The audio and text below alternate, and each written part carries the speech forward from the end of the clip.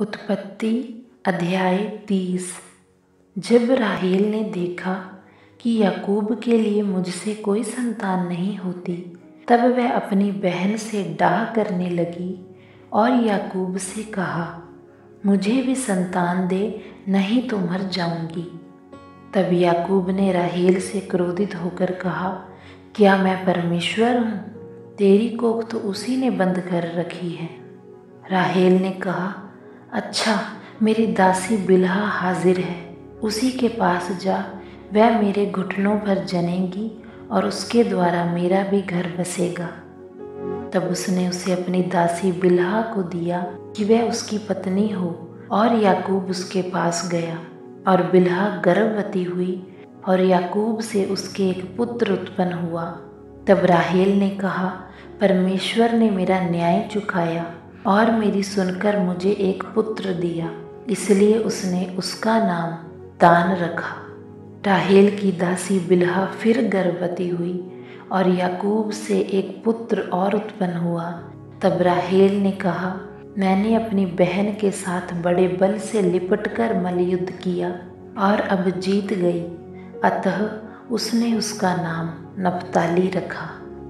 जब लिया ने देखा कि मैं जनने से रहित हो गई हूँ, तब उसने अपनी दासी जिल्पा को लेकर याकूब की पत्नी होने के लिए दे दिया। और लिया की दासी जिल्पा के भी याकूब से एक पुत्र उत्पन्न हुआ। तब लिया ने कहा, अहो भाग्य, इसलिए उसने उसका नाम गाद रखा। फिर लिया की दासी जिल्पा के याकूब से एक और पुत्र उत्पन्न हुआ। तब लिया ने कहा, मैं धन्य हूँ, निश्चय स्त्रियां मुझे धन्य कहेंगी, इसलिए उसने उसका नाम आशेर रखा। गेहूं की कटनी के दिनों में रूबेन को मैदान में दूधा फल मिले और वे उनको अपनी माता लिया के पास ले गया। तब राहेल ने लिया से कहा, अपने पुत्र के दूधा फलों में से कुछ मुझे दे। उसने उससे कहा, तूने जो मेरे पति को ले लिया है, क्या ये छोटी बात है? अब क्या तू मेरे पुत्र के दूधा फल भी लेना चाहती है? राहेल ने कहा, अच्छा, तेरे पुत्र के दूधा फलों के बदले वह आज रात को तेरे संग सोएगा। सांझ को जब याकूब मैदान से आ रहा था, तब लिया उससे भेंट करने को निकली और कहा, तुझे मेरे ही पास आना होगा, क्योंकि मैंने अपने पुत्र के दूधा फल देकर तुझे सचमुच मोल लिया। तब वह उस रात को उसी के संग सोया। तब परमेश्वर ने लिया की सुनी और वह गर्भवती हुई और याकूब से उसके 5वां पुत्र उत्पन्न हुआ। तब लिया ने कहा, मैंने जो अपने पति को अपनी दासी दी, इसलिए परमेश्वर ने मुझे मेरी मजदूरी दी है। इसलिए उसने उसका नाम इस्साकार रखा। लिया फिर गर्भवती हुई और याकूब से उसके 6वां पुत्र उत्पन्न हुआ। तब लिया ने कहा, परमेश्वर ने मुझे अच्छा दान दिया है, अब की बार मेरा पति मेरे संग बना रहेगा, क्योंकि मेरे इससे 6 पुत्र उत्पन्न हो चुके हैं। इसीलिए उसने उसका नाम जबूलून रखा। तत्पश्चात उसके एक बेटी भी हुई और उसने उसका नाम दीना रखा।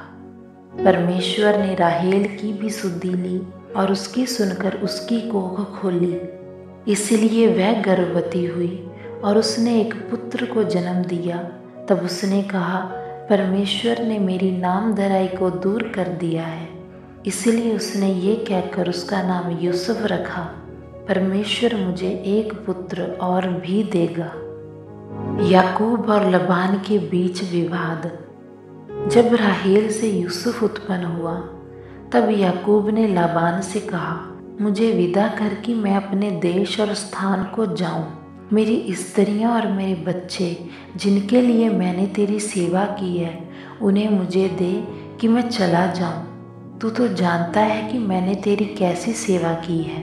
लबान ने उससे कहा, यदि तेरी दृष्टि में मैंने अनुग्रह पाया है तो यहीं रह जा, क्योंकि मैंने अनुभव से जान लिया है कि यहोवा ने तेरे कारण से मुझे आशीष दी है। फिर उसने कहा, तू ठीक बता कि मैं तुझको क्या दूं, और मैं उसे दूंगा। उसने उससे कहा, तू जानता है कि मैंने तेरी कैसी सेवा की है और तेरे पशु मेरे पास किस प्रकार से रहे। मेरे आने से पहले वे कितने थे और अब कितने हो गए हैं, और यहोवा ने मेरे आने पर तुझे आशीष दी है। पर मैं अपने घर का काम कब करने पाऊंगा? उसने फिर कहा, मैं तुझे क्या दूं? याकूब ने कहा, तू मुझे कुछ न दे। यदि तू मेरे लिए एक काम करे तो मैं फिर तेरी भेड़ बकरियों को चराऊंगा और उनकी रक्षा करूंगा।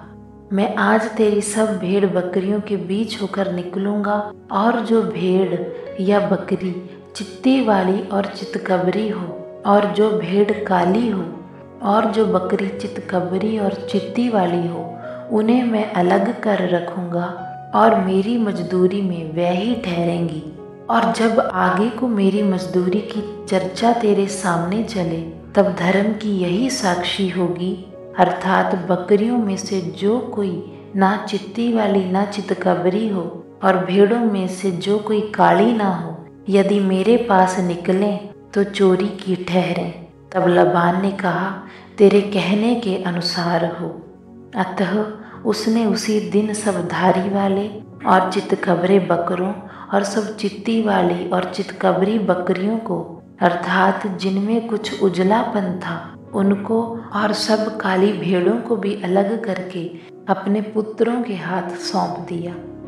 और उसने अपने और याकूब के बीच में 3 दिन के मार्ग का अंतर ठहराया, और याकूब लबान की भेड़ बकरियों को चराने लगा। तब याकूब ने चिनार और बदाम और अमरोन के वृक्षों की हरी हरी छड़ियाँ लेकर उनके छिलके कहीं कहीं छील के उन्हें धारीदार बना दिया, ऐसा कि उन छड़ियों की सफ़ेदी दिखाई देने लगी। तब छीली हुई छड़ियों को भेड़ बकरियों के सामने उनके पानी पीने के कठौतों में खड़ा किया, और जब वे पानी पीने के लिए आईं तब गाभिन हो गईं। छड़ियों के सामने गाभिन होकर भेड़ बकरियां धारी वाले, चित्ती वाले और चितकबरे बच्चे जनी। तब याकूब ने भेड़ों के बच्चों को अलग अलग किया, और लबान की भेड़ बकरियों के मुंह को चित्ती वाले और सब काले बच्चों की ओर कर दिया, और अपने झुंड को उनसे अलग रखा, और लबान की भेड़ बकरियों से मिलने ना दिया। और जब जब बलवंत भेड़ बकरियां गाभिन होती थीं, तब तब याकूब उन छड़ियों को कठौती में उनके सामने रख देता था, जिससे वे छड़ियों को देखकर गाभिन हो जाएं। पर जब निर्बल भेड़ बकरियां गाभिन होती थीं, तब वह उन्हें उनके आगे नहीं रखता था। इससे निर्बल निर्बल लबान की रहीं और बलवंत बलवंत याकूब की हो गईं। इस प्रकार वह पुरुष अत्यंत धनाढ़ हो गया, और उसके बहुत सी भेड़ बकरियां और दासियां और दास और ऊंट और गधे हो गए।